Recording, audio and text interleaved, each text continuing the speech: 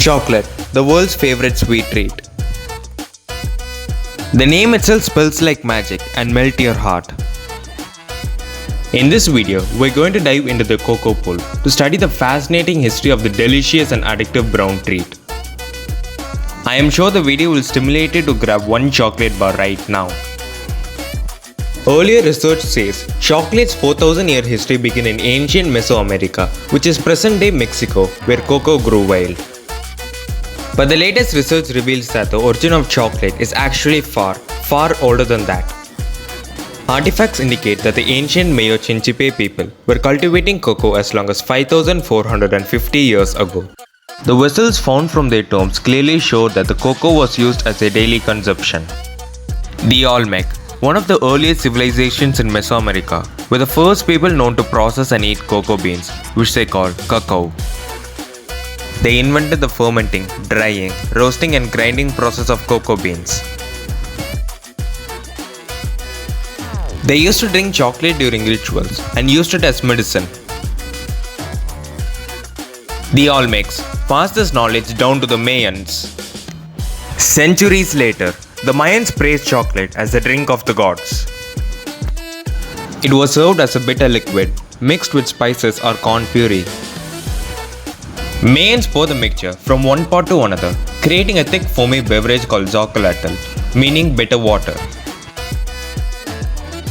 The Aztec royals continued the tradition of drinking cocoa at ceremonies. As they could not grow it in the central highlands of Mexico, they traded it from their neighbors, the Mayans. The Aztecs used cocoa beans as currency. They drank it as a refreshing beverage to prepare for war. Spanish explorer Hernan Cortes arrived in Great Aztec capital in 1519. Cortes brought cocoa beans and chocolate brewing apparatus back to his homeland Spanish when he returned in 1528. One story says, as far back as 1504, Christopher Columbus may have brought cocoa beans to Spain from his fourth and final voyage to Americas. Spanish friars spread the cocoa through Europe as they traveled from monastery to monastery. In 1615, French King Louis XIII married Anne of Austria, daughter of Spanish King Philip III. To celebrate the union, she brought samples of chocolate to the royal courts of France.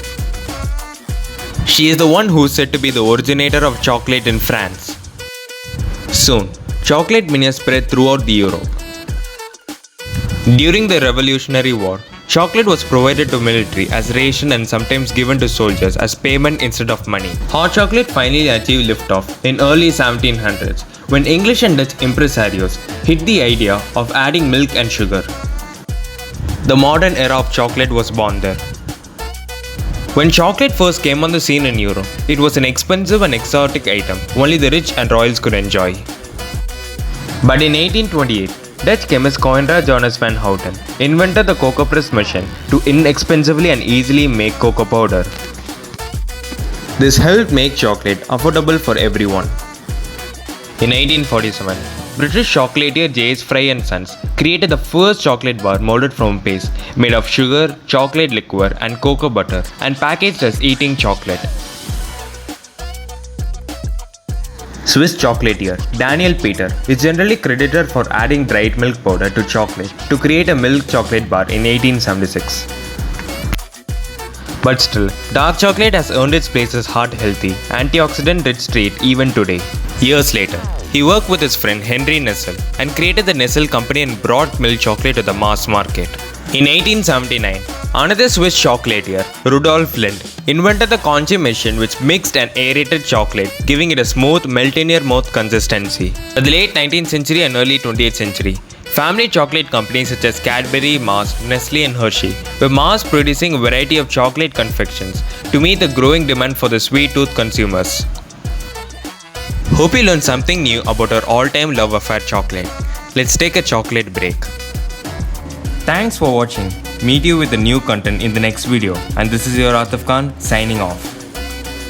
Subscribe to our channel if you have not yet subscribed. Let's feed our thirst for knowledge on a regular basis. It's okay to be double smart.